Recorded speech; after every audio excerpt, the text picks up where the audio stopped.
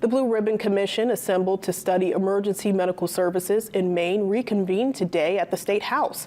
The commission is tasked with examining the structure, support, and delivery of emergency medical services in the state and to make recommendations for improvement.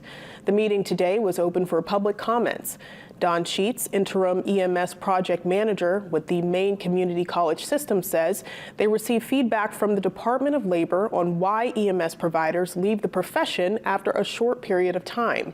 A primary reason is their education was insufficient to help them perform their jobs.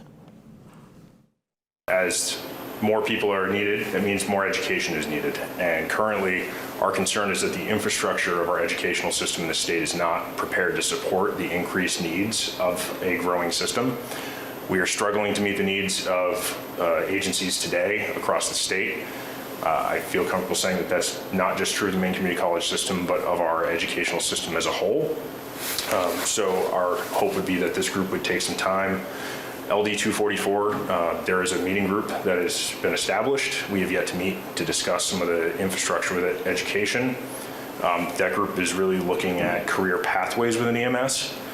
And I think that there's an opportunity here to discuss more in depth about what it takes to actually educate EMS providers in their initial courses, and then as they move through the license levels. The commission's goal is to look for long-term solutions to problems in the system.